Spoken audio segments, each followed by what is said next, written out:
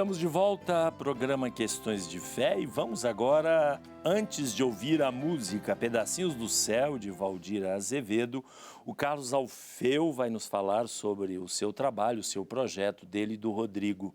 Vamos conferir.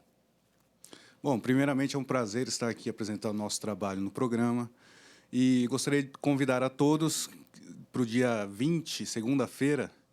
Eu vou dar um recital de violão, recital de defesa do meu mestrado, que vai ter vários convidados, como Rodrigo Olivares no contrabaixo, Marcos Matur no violão, Marcelo Pereira na flauta e Thales Bibiano na percussão. E a gente vai tocar algumas músicas latino-americanas, assim como essa próxima aqui, que também está no repertório.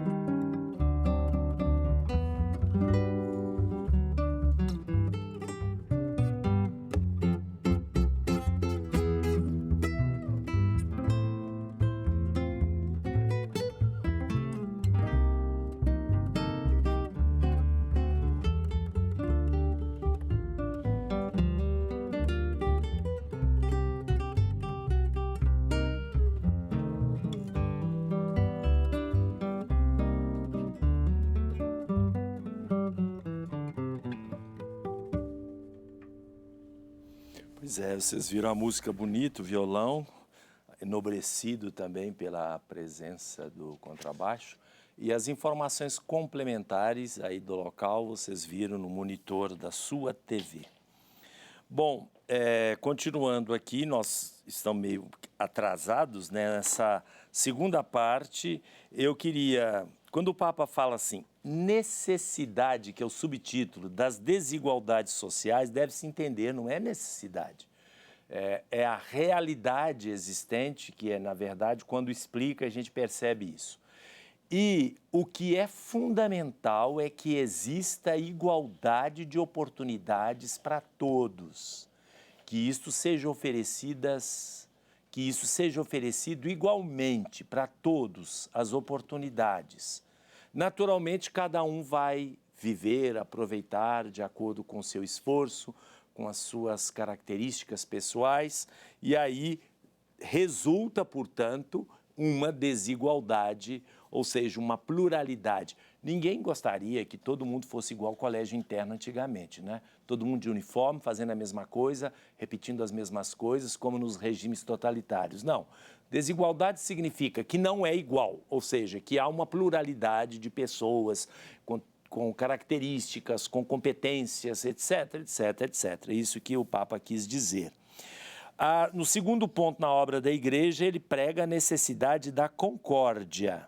Depois, no número 13, ele fala sobre as relações entre as classes sociais. E, em primeiro lugar, ele fala a necessidade da justiça. Em segundo lugar, da caridade, letra B. Em terceiro lugar, ele fala qual que é a utilidade das riquezas para um país, para as famílias. O que isto importa, o que isto significa. Depois ele fala sobre a bem-aventurança dos pobres, que está no Evangelho, explica isso, e termina essa terceira parte da parte 2 com a fraternidade cristã. No número 4 da parte 2ª, a obra da Igreja, o Papa conclui quais são os meios positivos que a Igreja tem para melhorar o mundo, né? Melhorar principalmente o campo social. Ele coloca 3. A difusão da doutrina social cristã, a renovação da sociedade como um todo e a beneficência da Igreja. Beneficência seria aquilo que a Igreja já vem realizando, que a gente vê o testemunho aí dos padres operários e que, aliás, nós vamos ver agora o padre José Ferreira continuando e completando o que nós estamos falando no seu trabalho de maneira concreta. Vamos conferir. O sonho do nosso fundador e dos primeiros fundadores, porque ele não fundou sozinho, ele estava com mais 5 padres, então era um grupo de 6 padres, era exatamente levar a espiritualidade cristã, a fé, ou seja, evangelizar o mundo do trabalho, mas ele percebeu que não era possível falar de evangelho, falar de Deus num mundo opressor, em que às vezes o próprio patrão, que era católico, oprimia. E isso não tem jeito. Então é preciso também unir as duas coisas. Por isso nosso lema original, e que até hoje, é justiça e caridade. Justiça nua e crua só não resolve. Precisa da caridade. Mas a caridade sozinha também não, porque vira assistencialismo. As situações que você não tem que perguntar por que ela está passando fome. Por isso, desde o início, nós também acreditamos na ajuda imediata, emergencial, quando uma família está passando fome. Mas nós queremos ir na raiz disso, que sempre está ligada à injustiça na questão do trabalho. Dentro da visão de humanização, nós acreditamos que quanto mais facilitar o trabalho do operário, é claro que em si não é negativo. A questão está mais no sistema. Um sistema que otimiza os meios de trabalho, a tecnologia, mas não pensa na pessoa humana. E esse sistema mundial hoje, como diz o Papa Francisco, é um sistema que mata, porque se melhora a produtividade, mas não melhora a qualidade de vida dos trabalhadores e lança uma multidão no desemprego, não tem sentido essa evolução. É preciso buscar caminhos que integram as duas coisas, a evolução tecnológica com a humanização, no sentido da pessoa se beneficiar desta evolução. É interessante, né? Ele está dizendo com a evolução tecnológica. Dizem os especialistas que, na medida em que há uma evolução tecnológica que retira a gente do trabalho e coloca o computador ou a máquina no lugar, outras frentes de trabalho são abertas. Esperemos que seja verdade. Muito bem. Aí, no segundo ponto, e aliás, o título os 2 elementos, justiça e caridade, é tirado aqui da Rerum Novarum.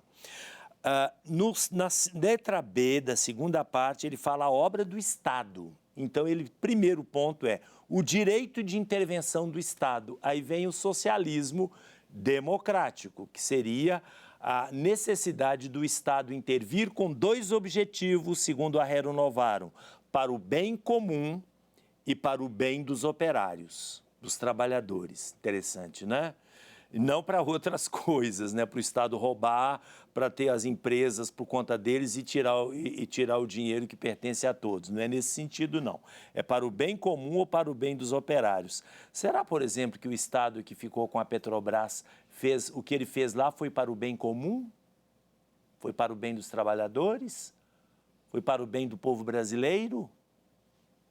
É uma pergunta, perguntar não ofende, né? Voltamos daqui a pouquinho para o 5º bloco do Questões de Fé.